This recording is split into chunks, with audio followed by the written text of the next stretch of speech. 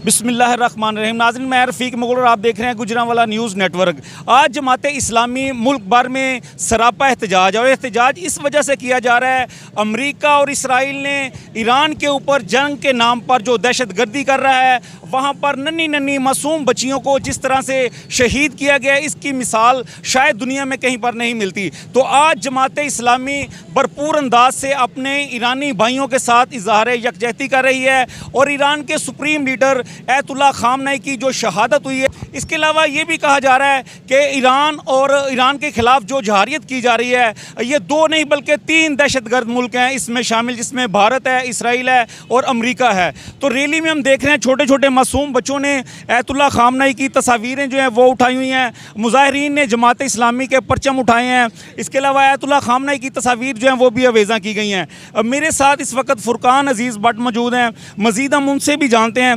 अच्छा, अब ये बताएं, एक बड़ी खौफनाक चीज़ जो है वो सामने आई है। अमेरिकन जर्नलिस्ट हैं, उन्होंने ये इंकशाफ किया है कि इसराइल जो है वो खुदा न खास्ता हमारे मस्जिद अक्सा को निशाना बनाकर ईरान के ऊपर डालना चाहता है। तो ये घिनौनी साजिश जो है वो भी गढ़ी जा रही है। तो इसके ऊपर आप क्या कहेंगे, मुसलमानों को कितना मुतहद होना चाहिए? देखिए जी, सादी सी बात है, आलमी दहशत गर्द अमरीका, दहशत गर्द इस्लाम नहीं, जुल्म जबर से इससे ज़्यादा और कोई बदनाम नहीं। ये आलमी दहशत गर्द हैं, ये तीनों, अमरीका, भारत और इसराइल। इनके प्रापोगंडे आगे भी इनके मुंह पे पड़े हैं और इंशाल्लाह इस वक्त भी उम्मत मुस्लिमा बेदार है। और ईरान ने बड़ा जुर्रतमंदाना फ़ैसला किया, गैरतमंद कौमें ऐसा फ़ैसला करती हैं।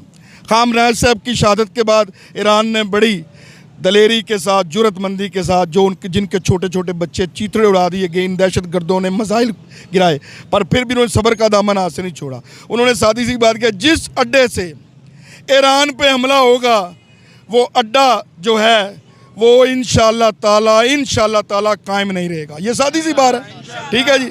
इसकी इजाज़त हमें इस्लाम भी देता है, हमारा मज़हब भी देता है और दुनिया के सारे कानून देते हैं कि अब हिफाजत अपनी आपने खुद करनी है।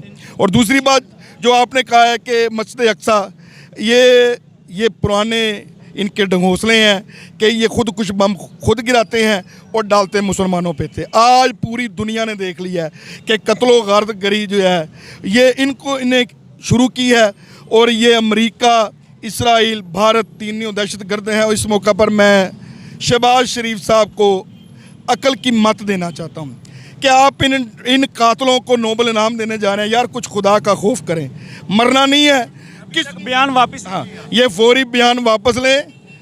बिलावल जरदारी साहब, आपके मुंह में गुंगियाँ डल की थी जब आपसे पूछा गया कि आप इस नोबल इनाम की वापसी का मुतालबा करते हैं, उन्होंने नहीं किया। सिर्फ एक बंदा है, मरियम साहबा, तो जनाब अपने चाचा जी की जनाब उनको ना कर ही नहीं ना सकती। ये सारे जो हैं हम पे मुसल्लत हैं, ये यहूद व हनूद के अलाकार हैं।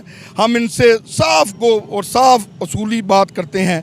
ये नोबल इनाम जो है, ये नोबल इनाम जो आप इनको कह रहे थे, इनको फिलफौर वापस लिया जाए। इस फैसले को अपने अल्फाज पे पूरी दुनिया से उम्मत मुस्लिमा से माफ़ी मांगी जाए। ये दहशत गर्द हैं, दहशत गर्दों को हम नोबल इनाम नहीं दे सकते, अमन का पैगाम नहीं दे सकते। ये दहशत गर्द हैं, इन्होंने पूरी दुनिया में दहशत गर्दी की है। ये पूरी दुनिया पे लोगों के लिए, अवाम के लिए फ़िरका वारियत से बालातर, रंग नस्ल से बालातर और शिया सुन्नी वाबी देवबंदी बरेलवी से बालातर होकर क्रिश्चियन कम्युनिटी और जितनी भी जो है अल्लाह की मखलूक बसती है दुनिया में, ये उन सब के लिए ख़तरे की अलामत है। इन तीनों मुल्कों के जो है दहशत गर्दी, इनको ख़त्म किया जाए, तभी इस पूरी दुनिया में अमन होगा। अच्छा, मुसलमान ममालिक हम देख रहे हैं खामोश हैं, लेकिन जो काफिर हैं, जो गैर मुस्लिम हैं, रूस और चाइना, वो खुलकर ईरान के साथ खड़े हैं, उनको असलिया भी फराहम कर रहे हैं, इंटेलिजेंस इन्फॉर्मेशन भी शेयर कर रहे हैं।